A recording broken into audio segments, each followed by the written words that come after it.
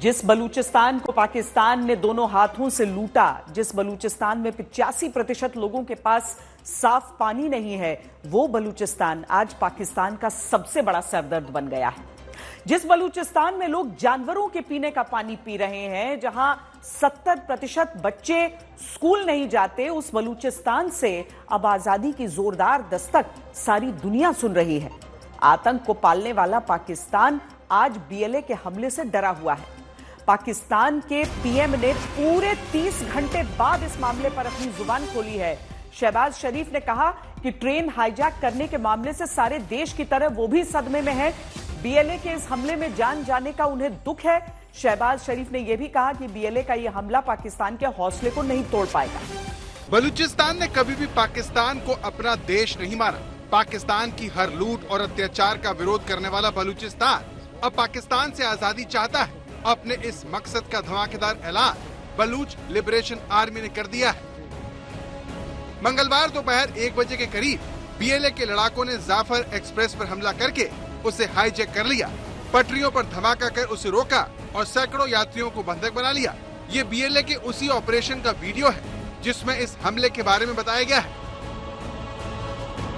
BLA ने पाकिस्तान के 30 से ज्यादा सैनिकों को मारने का दावा किया है। ये संख्या बढ़ सकती है, जिसका अंदाजा इस तस्वीर से लगाया जा सकता है, जिसमें पाकिस्तानी सरकार ने बलूचिस्तान में 200 से ज्यादा ताबूत वहां पर भेजे हैं ताकि इमरजेंसी के हालात में इनका इस्तेमाल किया जा सके। इस तस्वीर से ये भी सवाल उठता है कि क्या पाकिस्तान कुछ छिपा रहा है? क्या बीएलए के साथ झड़प में उसके बड़ी संख्या में सैनिक मारे गए? पाकिस्तान का एक आर्मी कैप्टन भी बंधक बनाए गए लोगों में शामिल है। कैप्टन रिजवान 43 पंजाब रेजिमेंट से है, जो फिलहाल बलोच लिबरेशन आर्मी के रहमो करम पर है। बलूच लिबरेशन आर्मी ने बलूचिस्तान के बोलान जिले के माशकाफ इलाके में जाफर एक्सप्रेस ट्रेन को हाईजैक करके सैकड़ों यात्रियों को बंधक बनाया और उनकी रिहाई के बदले अपने साथियों को छोड़ने की मांग की। बीएलए ने जेल में बंद बलूच कार्यकर्ताओं, सियासी कैदियों, गायब लोगों, लड़ाकों और अलगाववादियों की बिना शर्त रिहाई की मांग की है। सरकार को 48 घंटे का अल्टीमेटम दिया है। बीएलए की तरफ से वीडियो की तरह एक ऑडियो भी जारी किया गया है, जिसमें उसके एक फिदायन हमलावर ने साफ साफ बता दिया कि ये लड़ाई थमने वाली नहीं है।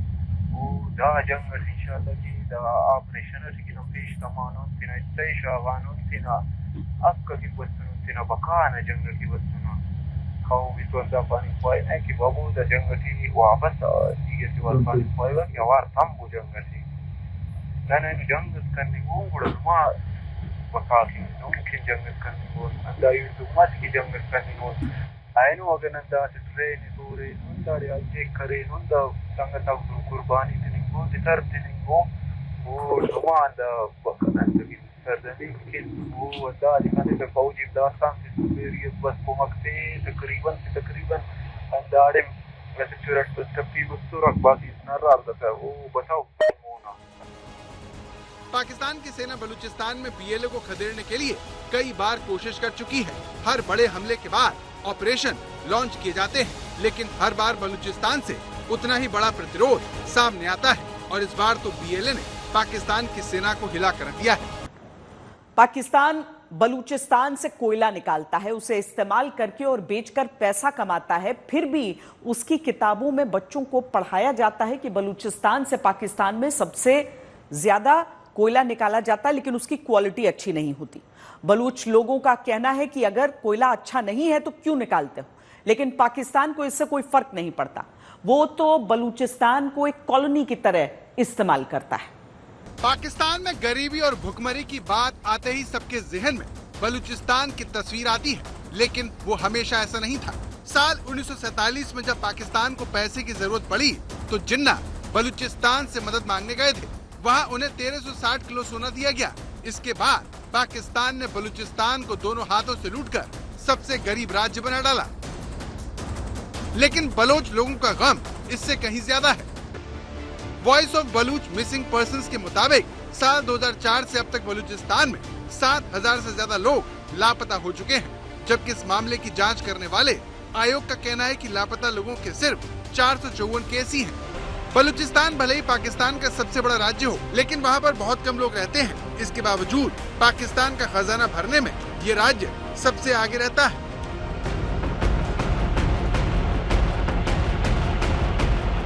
बलूचिस्तान के लोगों को बदले में सिर्फ अत्याचार मिलता है, जिसकी आवाज उठाने के लिए समय समय पर आंदोलन होते रहते हैं। ऐसा ही एक आंदोलन मेहरंग बलोच के नेतृत्व में पूरे पाकिस्तान में निकाला गया, लेकिन सेना समर्थकों ने यहाँ भी उन्हें खूब तंग किया। तो बलूचिस्तान के आम लोगों की तरह मेहरंग को भी पाकिस्तान की सेना के इशारे पर जुल्म झेलना पड़ा, जो उनकी तकदीर बन चुका है। मेहरंग के पिता को पाकिस्तान की सेना ने मार दिया और बाद में उनके भाई का अपहरण कर लिया। इसके बाद मेहरंग के नेतृत्व में बलूचिस्तान से हजारों लाखों महिलाएं इंसाफ मांगने के लिए इस्लामाबाद तक पहुंच गईं। वहां धरना भी दिया, लेकिन पाकिस्तान की सरकार ने उनकी एक न सुनी और उन्हें बेइज्जत करके हटा दिया। 31 साल की मेहरंग बलोच को भले ही पाकिस्तान की सरकार ने बैरंग लौटा दिया, लेकिन इसने बलूचिस्तान में विद्रोह को एक नई ताकत दे दी। लोगों को ये विश्वास दिला दिया कि पाकिस्तान के लिए बलूचिस्तान अहमियत नहीं रखता और बात पाकिस्तान की एक ट्रेन की हाईजैकिंग तक पहुंच गई, जिसने साफ कर दिया कि बलूचिस्तान में हालात पाकिस्तान के लिए हाथ से निकल चुके हैं। बलूचिस्तान में पाकिस्तान की हार कैसे लिखी जा चुकी है, उसके बारे में राज्य के पूर्व मुख्यमंत्री अख्तर मैंगल ने एक्स पर लिखा, बलूचिस्तान का एक भी इंच इलाका ऐसा नहीं बचा है जहां सरकार अपना अधिकार जता सके। पाकिस्तान की सरकार इस युद्ध को पूरी तरह से हार चुकी है। अब हम जीत नहीं सकते, सब खत्म हो चुका है। हमने उन्हें चेतावनी दी थी, लेकिन उन्होंने सुनने के बजाय हमारा मजाक उड़ाया, हमारे शब्दों को खोखली धमकियां बताकर खारिज कर दिया, जबकि उन्होंने उत्पीड़न, लूटपाट और खून खराबे की व्यवस्था को बढ़ावा दिया। हर एक सरकार ने बिना किसी अपवाद के बलूच लोगों का नरसंहार किया।